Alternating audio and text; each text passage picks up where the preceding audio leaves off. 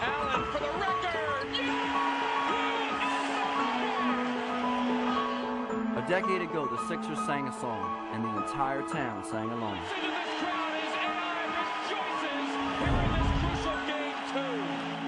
A decade later, kids still feel the beat. Got it again! He's way too good! All I wanted to be was Allen Iverson. What a way to start the game. But, as Eddie lead singer will tell you, you're only as good as your band. Eric Snow. Three to shoot a runner by Eric is up. It's good! The snowman delivers! Philly boy Aaron McKee. McKee scrambles and it gets two. And Dikembe Mutombo. And there's a block by Mutombo. Role players had the Sixers jamming. But people forget Raja Bell, I think, got 17 in the Game 7 against Milwaukee. We got him out of the YMCA in Miami. The Sixers were a team cracking with character. George Lynch is going to come into the game. That was run by a character, too. The excitement of the Sixers is what it's all about. But the most beautiful notes came from the two men who couldn't be more opposite. One, the old school coach Larry Brown. There were times I didn't understand him or where he was coming from. The other, the hip-hop superstar, Allen Iverson. What it is, what it be like. This is the story of the 2001 Sixers, a team that played beautiful music and almost answered its destiny.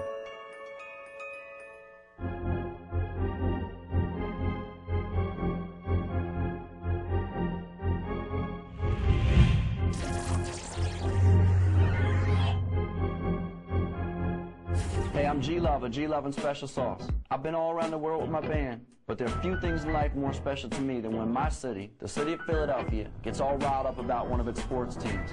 Few teams in the city's history had the town jamming like the 2001 Sixers.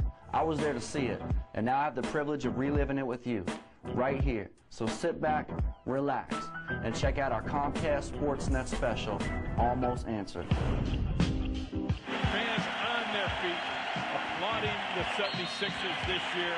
In the spring of 2000, and for a second straight season, Allen Iverson's playoff run ended at the hands of the Indiana Pacers. Yet, the team's general manager, Billy King, felt that with another year of seasoning, his team could rise to the top. Critics disagreed. Yeah, I remember people writing saying, the Sixers aren't going to be improved. They didn't do anything. Billy King must have been on vacation.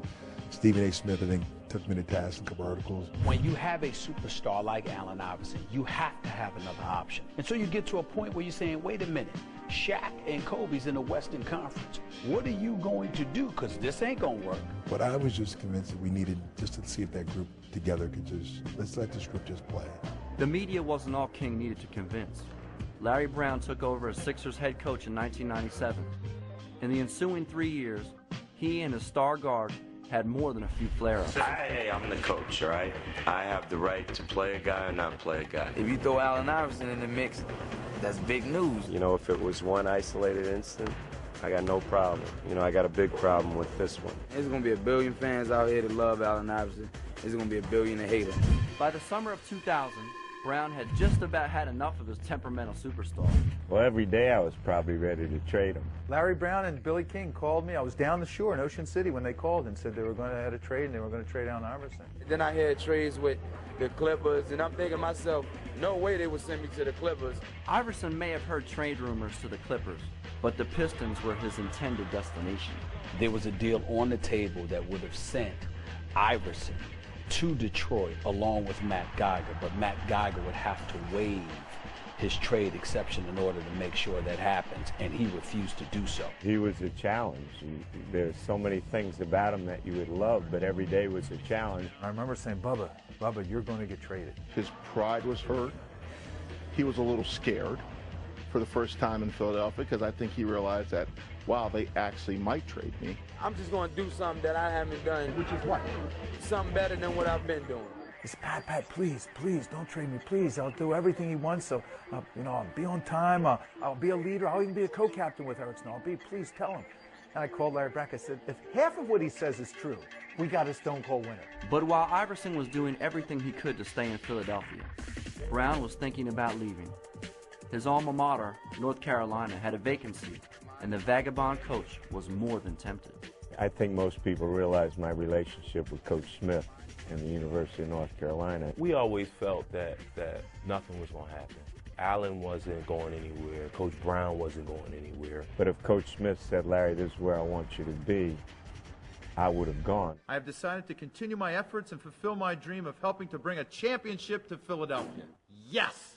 Come on, bring on that parade, Larry Brown. Let's go. As if these distractions weren't enough, the superstar was about to turn musician. Iverson intended to release 40 Bars, a rap album with homophobic lyrics. The team did not approve. I have no control over this. This is not a Sixers issue. This is an Allen Iverson issue. He has to make a statement. He has to define and defend and describe exactly what he meant in those lyrics. Allen Iverson obviously has a chip on his shoulder, and I really feel sorry for him. I got a chance to, hear, a lot of things that they, concerns that they had, and they were kind enough to listen to things that I had to say. This type of murder don't need no hook. Just 40 bars from the mouth of a crook. Yo. Iverson eventually apologized for the lyrics, but when it came down to doing his real job, the brash superstar remained as feisty as ever at training camp. Yeah, man. Chance to knock down a couple more. This is the first one for them. Old school Jordans, man. As the season approached and all eyes were on him, Iverson sang a tune that rang true in the ears of all Sixers fans. I just owe it to myself. I think, this year will be definitely the best season I've had since I've been in the NBA. He entered the 2001 season on a total mission. His mission was to shut up everybody, all the naysayers, and to be quite honest with you, to embarrass Larry Brown for even thinking about trading him.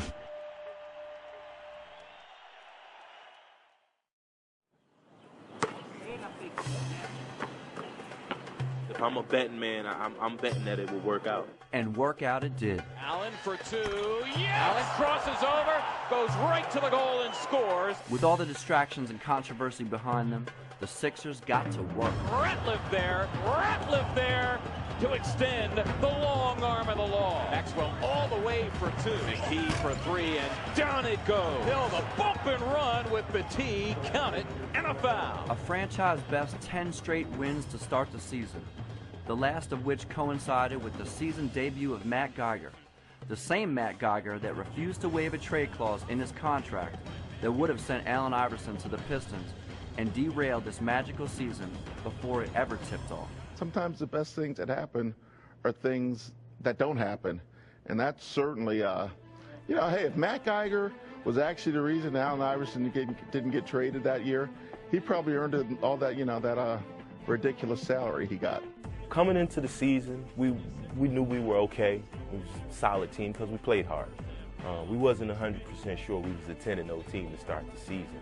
And I think the more and more that we won, the more and more we got confidence. We was a deep team. We wasn't loaded with talent, but we was deep. We really had the makings of a team and people that allowed Allen to be Allen. We understand we got 72 more games to go, and we understand that, we're the team to beat. Every team's going to try to come out and knock us off just to be the first team to beat us, but we don't think about that. I remember Eric Snow getting under the skin of McGrady in Orlando, and the next night we went to Miami, and he did the same thing to Tim Hardaway, and we finished those games, which is so important. Normally, when you put something that you feel is going to be special in motion, and you pretty early on, we got it. We were pretty sure we had a chance. We did it. Now all we got to do is take it. 11th game, we lost to Charlotte. We should have won that game. Despite that buzzkill from the Hornets, the Sixers had solidified themselves as an elite force in the Eastern Conference, riding the momentum of that 10-0 start into the best record in the NBA by the All-Star break. But it wasn't a break for some. The head coach for the East, coaching his second NBA All-Star game from the Philadelphia 76ers, Larry Brown. I wouldn't have been there if it wasn't for Allen, and you have to remember that. Guard from the Philadelphia 76ers, Allen Iverson. Iverson's popularity was at an all-time high. The league's third leading scorer at the time, finished as the third leading vote getter for the All-Star game, trailing two players he'd see plenty of later in the year, Vince Carter and Shaquille O'Neal.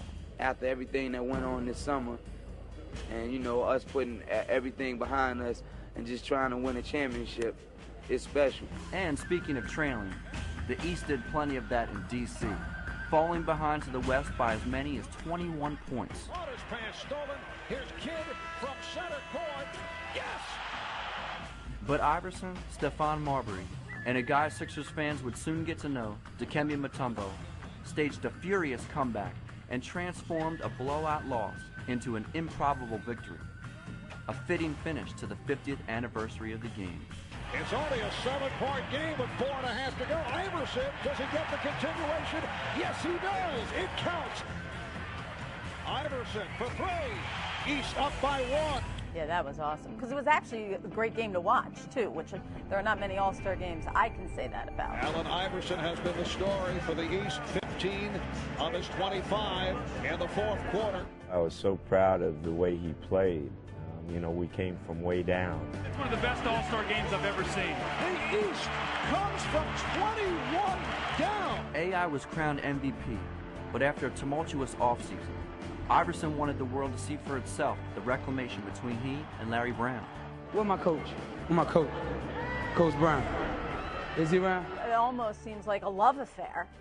And for all the times he said, you know, it's not peaches and cream, it certainly was that weekend. To be recognized by a player and, you know, appreciate what you've done for him, it doesn't get much better than that. You know, this is a tribute to Coach Brown, my teammates, my family, my friends, all the fans that been loving me from day one.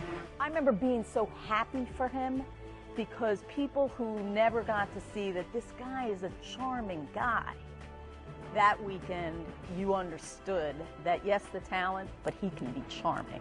We were all just really proud of what he did and what he was able to accomplish. Larry and Allen's relationship, it was the ultimate love-hate relationship, because Allen was everything the opposite of Larry Brown would have wanted in a player, but he was just so damn good. The genius of Larry is how he coached, that he knew Allen was out there on a long leash. And he could pull it in every once in a while, but he couldn't pull too tight, so it was the other fellas. I mean, he used George Lynch in that locker room. He'd berate George Lynch when, in fact, he was mad at Allen. But he would use George because George was stoic and he could just tolerate it. The public witnessed the player-coach transformation, but just 11 short days later, another transformation occurred.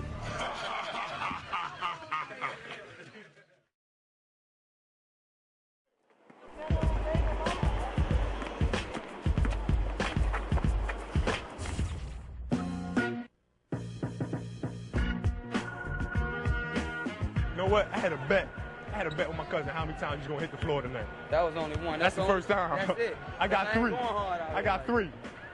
Help me win the bet.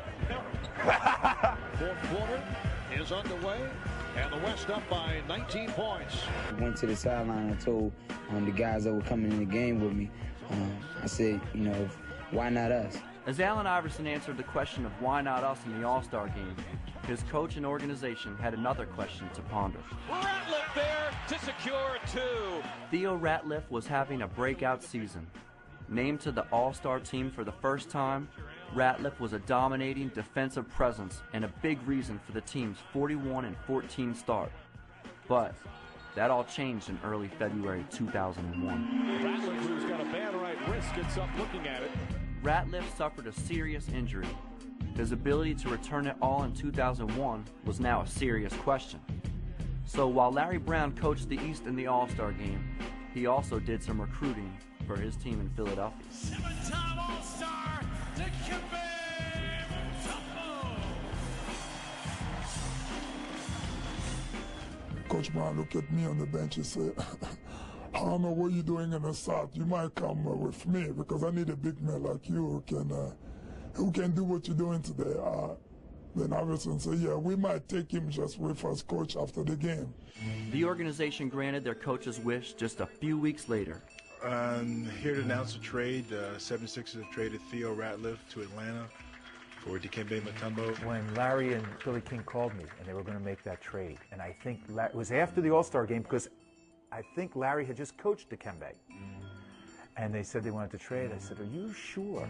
Are you really sure you want to do this? Because it's not my call. It's really their call. They're the basketball aficionados. All I do is, pray. I remember at the time, I felt it was a monumental decision, you know, literally a decision that could possibly cost you a title or maybe get you a title, one way or the other. Larry Brown always liked Dikembe Mutombo. In the All-Star game that year, he got like a zillion rebounds, and I think that probably cemented it. And shortly thereafter, he became a Sixer. Way off, Mutombo with the rebound. Larry had always talked about Dikembe, and then seeing Dikembe play in the All-Star game, it prompted me to make that move, because you only get a chance really to go to the finals once, and I thought we had a good chance. You can't make trades like that unless you're lucky. Unfortunately, Geiger was hurt, Theo was hurt. You know, we thought we had a chance with the other people. Again, Mr. Snyder, you know, said if we think he makes us better and gives us a chance, go ahead and do it.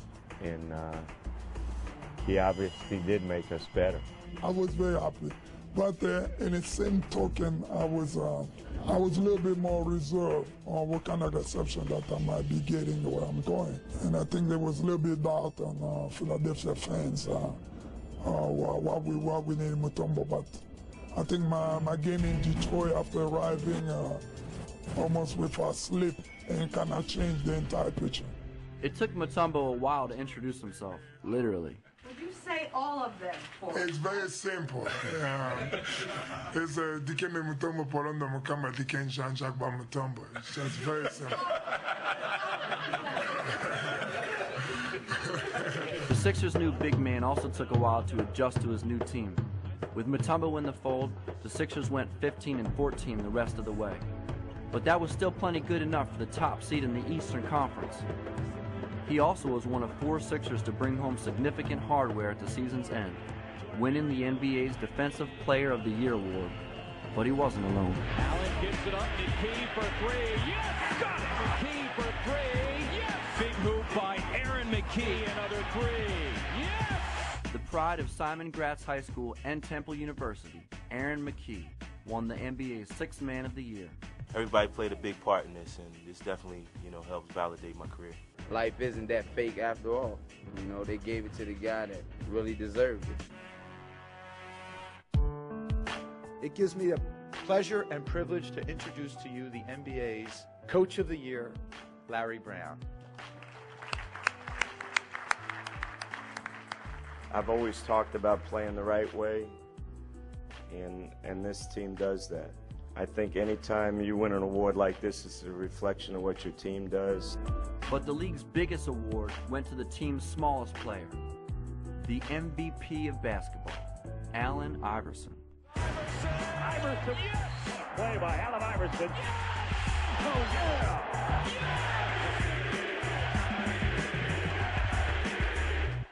This is what I need to be in the weight room for. We went through hell this summer. I mean, we went through a lot this summer.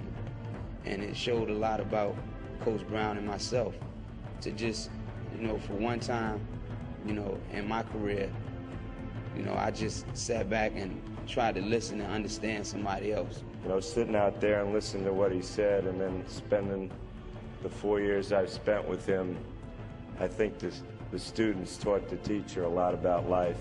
A magical end to a season that started as anything but.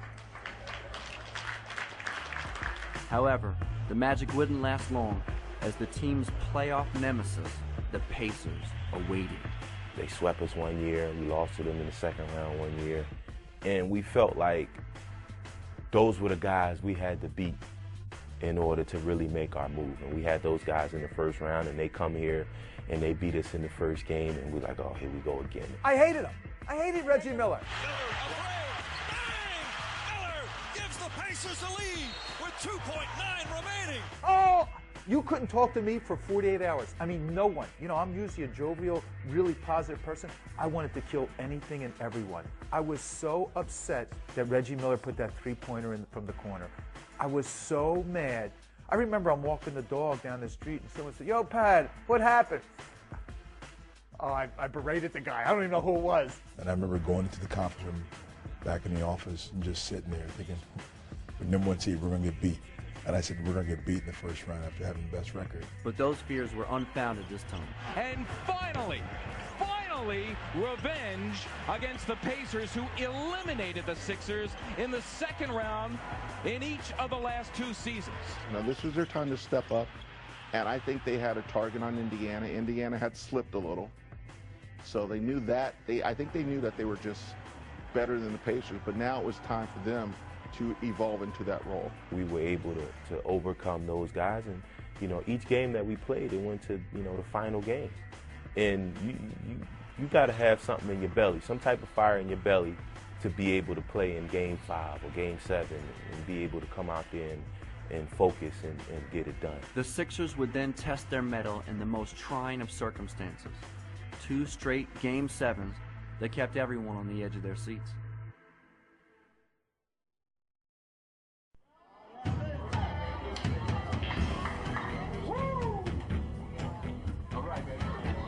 With the elimination of the Pacers, the monkey was off the Sixers' back. And in essence, such was the case for their round 2 opponent, the Toronto Raptors. A franchise still in its infant stages, the Raptors had been to the playoffs just once. But in 2001, they disposed of the Knicks and awaited the Sixers in round 2. They had a great team, and Antonio Davis and Charles Oakley and Vince Carter and Alvin Williams at the point. And we were pretty good teams. We battled, but we both had superstars too. Carter with an amazing shot as he hung in the air. Superstars may have been an understatement. The Sixers had the answer, but there was no answer for the Raptors' savior, Vince Carter. Carter is loose, forget it. Aaron McKee tried to come out and grab him, but Vince kind of veered away from him and said, you know what, you're not going to catch me and grab me. You can't stop guys like him or Allen when they get it going. Sometimes you sit back coaching a game, you become a fan. Carter skies for 2. Ask a question. You saw that, I saw that. Is there a way to stop him from that? No, man. If there was, we would have did it. Carter became a household name with this dunk in the 2000 Olympics. Now, he found himself locked in an epic battle of mano-a-mano with Allen Iverson. Allen Iverson and Vince Carter put on one of the greatest shows that I've ever seen. At its height sometimes, the game comes down to, as we know, superstars at one end of the floor making plays. And those guys didn't miss many. Those guys was getting it done. I mean, on the grandest of stages. I mean, it wasn't the finals, but everybody was watching. I'm not sure I realized you're watching something you're not going to see again, you know. I mean, because you became accustomed to Allen rising to that kind of challenge. Iverson blocked the shot. Oh my! Billy King looked at me and said, in a loss, he was smiling. He said, Stephen A., people they're not appreciating what we're seeing here, how sensational this moment is. It almost goes back to Bird, Dominic Wilkins, and they played in the playoffs. And I remember thinking, from a competitive standpoint, that was as good as it could get. It was awe-inspiring. It really, really was, to just sit back and to watch Vince Carter do his thing one game, and then for Allen Iverson to come right back and answer, and then for Vince Carter to come right back and answer. And it was just tit for tat, back and forth. Those two players were at the peaks of their games. And this building was absolutely rocking, and Iverson had a place in the palm of his hand.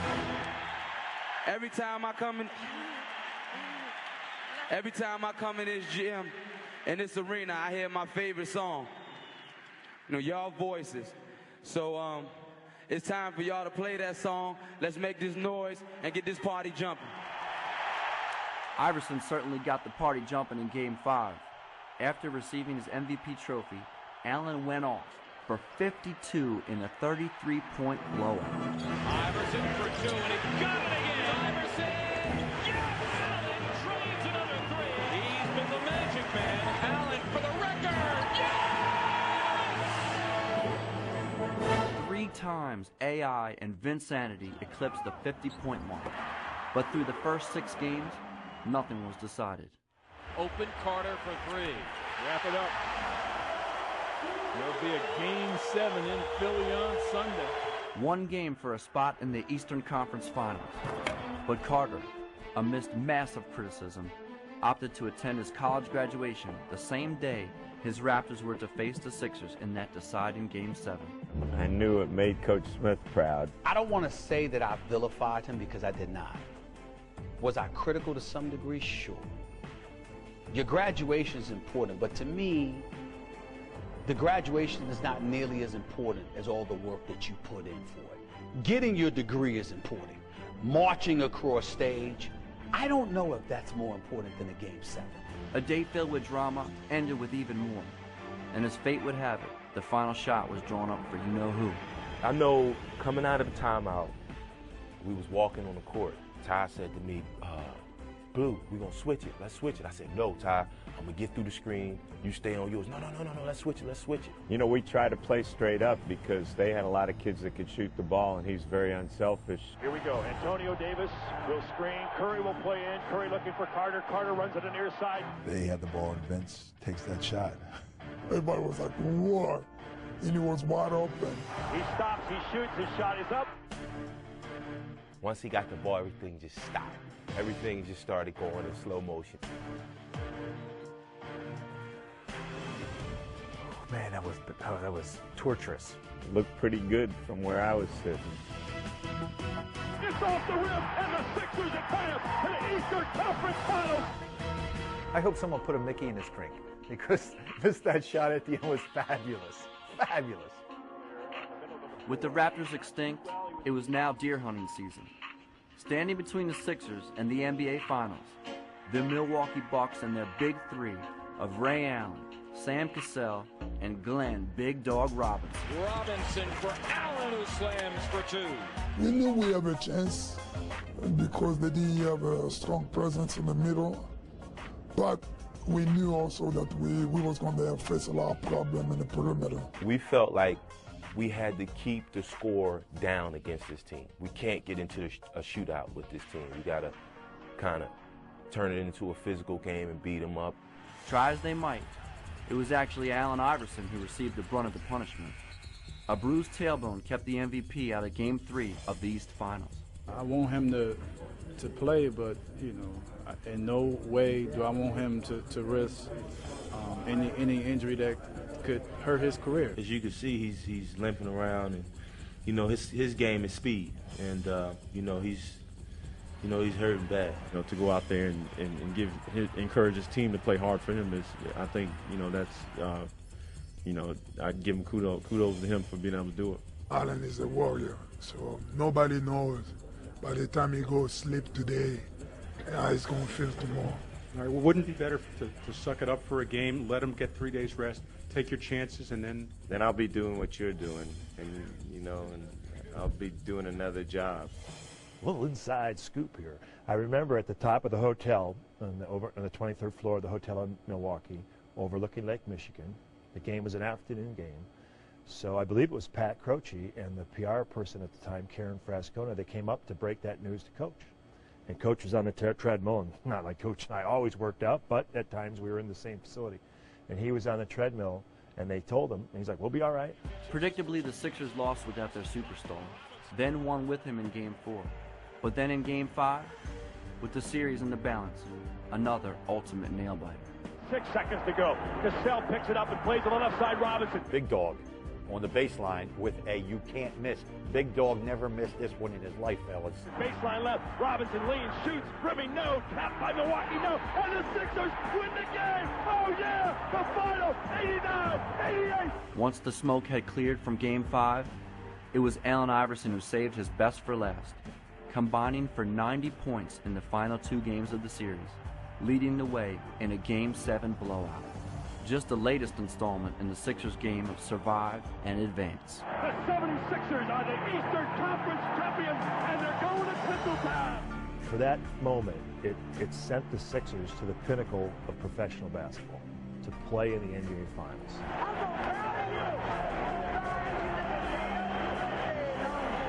It was wonderful, because then we could rush the court.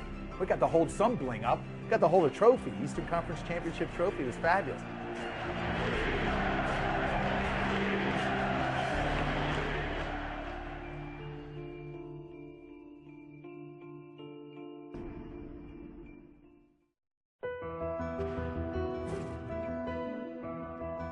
If I told my team we're a big underdog, I'd be slighting my team.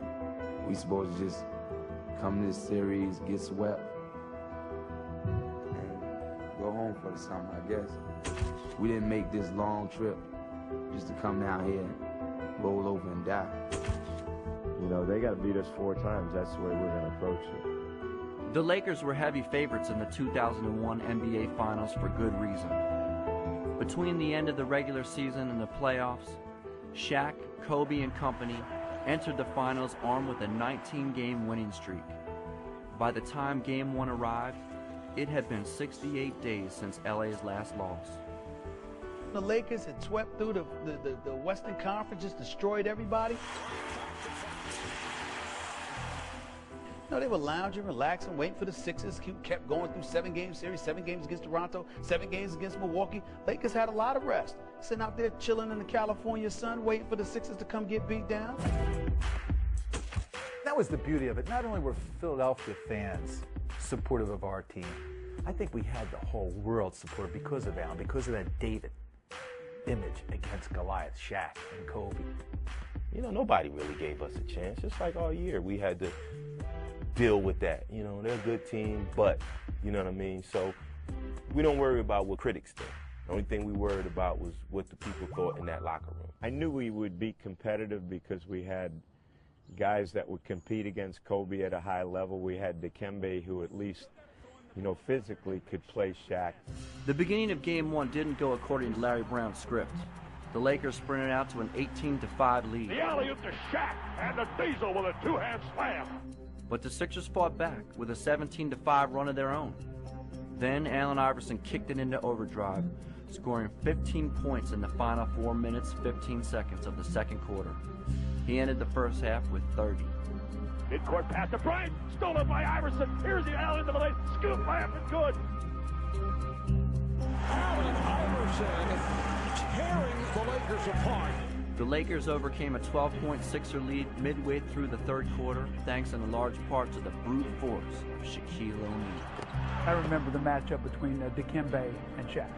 I mean, we had some incredible slow motion replays of Dikembe defending him in the post, almost being bent over like this, trying to hold Shaq out, and Shaq just hitting him. I knew for a fact that the 76ers had no chance whatsoever. And then they asked me why. Shaq, and Mooshaq. LA's big man finished Game 1 with 44 points and 20 rebounds. This slam put the Lakers up 94-92 with just under 2 minutes left. But the Sixers had an answer in the form of Eric Snow, whose leaner accounted for the final points of regulation and forced overtime. On the drive, Eric Snow bangs into Ori, and he makes the layup. Eric Snow, where there's a will, there's a way. Overtime belonged to the visitors. Big buckets from Snow and Raja Bell, and then the lasting image from Game 1, which punctuated the entire 2001 season. 101-99. Iverson against Tyrone Lue. Baseline right, he backs up, he fires 2-ball. Got it again! He's way too good! Iverson's jumper over Tyronn Lue gave the Sixers a 4-point lead they would never relinquish. Iverson. How about that? And steps over Tyronn Lue.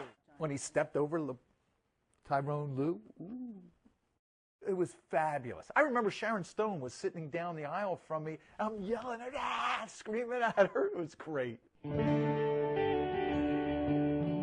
have the audacity just to step over a guy and make a jumper in front of their bench with them yelling at him really showed, you know, the type of guy he was and the, you know, where he could do things in a magical moment. That's all part of who Allen is or who Allen was.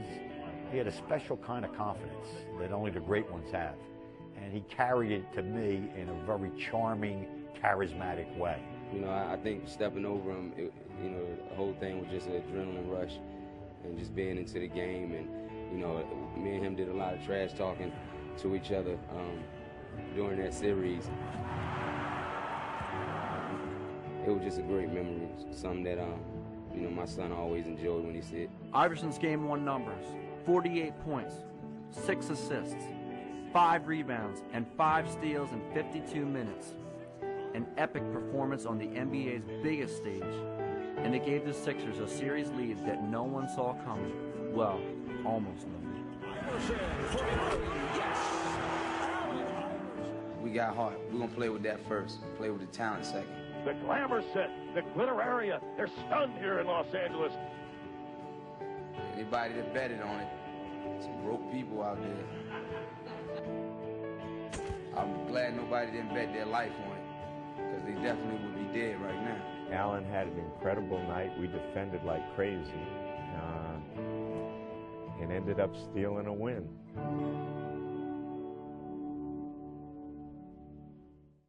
Game 2 was also there for the taking. This Dikembe Mutombo bucket pulled the Sixers within 3 with just under 2.5 minutes left. But on this night, the game's biggest shot came courtesy of Derek Fisher. As we approach 2 minutes remaining in the fourth, Fisher for 3. LA's 9-point win evened the series. But as the scene shifted to Philadelphia, it was obvious that the Lakers had a battle on their hands, a fact that Allen Iverson and Kobe Bryant discussed in the waning seconds of Game 2. Look at Iverson and Kobe talking to each other right now. We felt like we did our job. We got one out here. Now we got to go home and take care of our home court. With the NBA Finals coming to town for the first time in nearly 2 decades, Pat Croce scaled great heights to whip Philadelphia into a frenzy. Everyone's doing something. I see posters and banners and flags every time I drive past a house that has their house painted. That's just the spirit. This is just an endeavor to instill spirit. But the Lakers' narrow 5-point win in Game 3 led to a pair of double-digit victories in Games 4 and 5. Shaq and Kobe combined for over 57 points per game in the series, catapulting the Lakers to the second run of their 3 straight NBA titles. What a moment for the city of Los Angeles and for these Los Angeles Lakers. Come in here and win 3 straight games on the road. We had a great season, and we just look at it like that. We wish we could have won, but, I mean, that's one of the greatest teams of all time. That team, they won 3 in a row.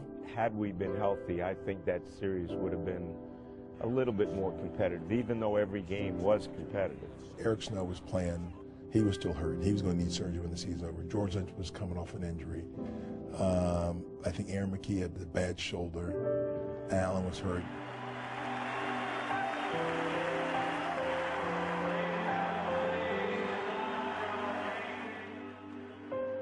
I would have liked to have seen if we could have been healthy to play them, because I think a healthy team would have had a better shot.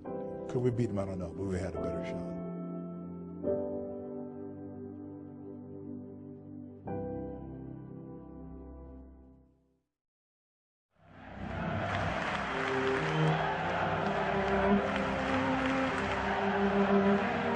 As the season came to a close, it was only fitting that the fans of Philadelphia serenaded the most popular Sixers team in club history. Looking back a decade later, this team still resonates in the hearts and minds of those who saw them. This city they're sports junkies, and they could identify with the kind of team that we had. This is a blue-collar city. We were a blue-collar team. Money by Aaron McKee. I remember other coaches and other people around basketball in the NBA saying the greatest trait that this Sixers team has is their ability to work hard. You look at that roster, we weren't the most talented bunch in the league that year. We didn't have a bunch of great scorers, and, you know, we just fed off me as far as scoring, and then everybody else just played their role and did whatever they had to do for us to win basketball games. We gave everything we had. I don't think any team brought this city together as a whole and crossed every, ethnic, socioeconomic, everything that there was in Philadelphia. This team crossed them all and brought this city together in a way that in the time I've been here, I've never seen a city, any particular team do that. Take that, Reggie Miller. I just think there was this confluence of Pat and Larry and the unlikely superstar and these working men hard hats who were surrounding this guy, and the team kept on winning in 2 7-game series. No wonder people were nuts that year. Absolutely. It was that kind of wildness. And then by the time the finals came, it seemed like every other car on the road had a Sixers flag. Ah, those flags, flying proudly on cars across the Delaware Valley. The flags were a symbol of the kind of excitement this team generated. Led by an owner willing to climb a bridge to show his love, followed by a fan base that erupted after the team reached its first finals in 18 years. But at its core, all of it was about one man, the MVP, Allen Iverson. Iverson again, got it! Allen is the biggest reason. It's not the only reason, but he is the biggest because of the way he played and how hard that team played every night. It's Allen Iverson. Whether you loved him or hated him, disagreed with him, he was days of our life wrapped up in one. This little guy in this monster sport, and he, when he'd go like this, the people loved it. I loved it. I mean, because you saw him. You would like to kill him at times, and then other times you just want to hug him and coddle him and protect him. But he had us all in his magic. I mean, he was really special. A lot of people might have been down on Allen throughout his career for some of the things he did, but at the end of the day, he competed every night, tried to win every game, played hurt, did everything he can to make Philly proud. And the things that he stands for, the values, and the values of the rest of the guys, pretty compelling. Iverson makes a fake, two men guard him. He shoots a long three at the third quarter, buzzer, it's good! Never seen a guy as great as Michael is, and I've never seen a guy that, at his size that can just take over a game. And he would take so many hits. And just, I think if any athlete really epitomized Philadelphia, probably in my lifetime, I would say it's Allen. Iverson never went back to the finals. He made headlines instead. Not for his on-court play, but for perhaps the most infamous press conference in the city's history. I'm supposed to be the franchise player, and we're in here talking about practice. I mean, listen, we're talking about practice. Not a game, not a game, not a game. We're talking about practice. So looking back now, what is the legacy of Allen Iverson? He's way too good! In a lot of places, he's untouchable. There are people will never convince that Allen Iverson wasn't the greatest basketball player. Somebody that, gave the fans what they wanted. Somebody that just played the game like it was his last. And, played hard every night and just tried to get them their money's worth. The only reason they didn't win a title, that he didn't win this title, is because the Sixers only surrounded him with bums. Allen Iverson is a guy that should have a couple of rings by now. There are other people who will hate Allen Iverson and go to the other extreme because of things that have nothing to do with basketball. Just for 1 minute, stick your foot in my shoes and try to deal with what I go through in my life. He had God-given extreme quickness and skill, and he could shoot and move. A warrior in every sense of the word. He's one of the great scorers that the league ever saw. Do you love this game? He gave you 110%. Arguably the greatest little man. I love him. I know he's got a heart, soul in there as big as a basketball. The guy with the biggest heart when he stepped in between those lines. Whenever I think of Allen, I'm a little mad at Allen. I'm a little angry at him because I don't think I saw the best of Allen Iverson because he didn't put in the work. We're talking about practice. Somebody who never really scratched the surface of his potential. We ain't talking about the game. Allen still might have been in the league if he did something to enhance his skills that God gave him. That was my only disappointment in Bubba Chuck. If you practiced, not you would be better, but your teammates would be better. How the hell can I make my teammates better by practicing? He never, ever worked on his game. Ever. Ever. Practice? I played in this league for 18 years. There's no 2, 3, 4 guys I can put them in the same category as Allen Iverson. A decade later, Iverson remains as polarizing as ever. But the team he led and the run they enjoyed won't ever be forgotten by the sports fans of Philadelphia. I look at Philadelphia City where people will always say things about the city, but until you know the city and have a love for the city, and that's one thing Allen, until you really know Allen, you can see all the things, read about it, but until you know him, that's like Philadelphia. Until you really know Phillies from the fabric, you don't really appreciate it. This is my life in a nutshell. Y'all go home and have y'all lovely life, man. Live it up to the fullest. Every time I come in this gym in this arena, I hear my favorite song. You know, y'all voices. So it's time for y'all to play that song. Let's make this noise and get this party jumping. Party jump, jump, jump.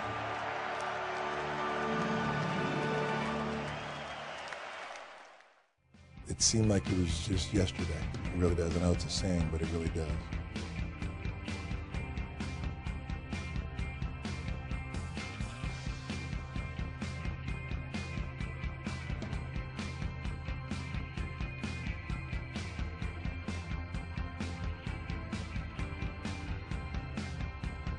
And the Sixers out on the floor with the fireworks, the confetti, and the screamers coming down from up high here in the First Union Center. And the Sixers will play in the NBA championship for the first time since 1983. It'll be David versus Goliath.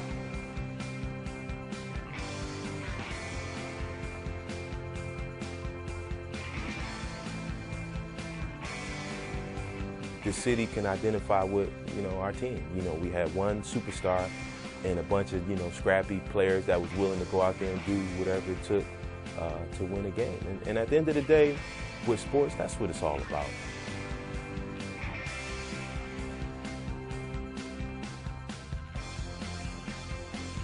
Yeah, I like him as a coach, man. He the best coach in the world. I've told y'all a million times, he the best. I told y'all, I said that. I can't say it enough. He the best in the world. I ain't never met a coach better than Larry Brown. He won the game! He won the game! Iverson behind his back, yes! Iverson. How about that? Steps over Teron Lou. 7 straight points by Iverson. Looked like he was dead in the water. If you're gonna get rid of Allen Iverson, then get rid of Allen Iverson. Just get rid of him. I mean, I don't think nobody in the world play harder than me.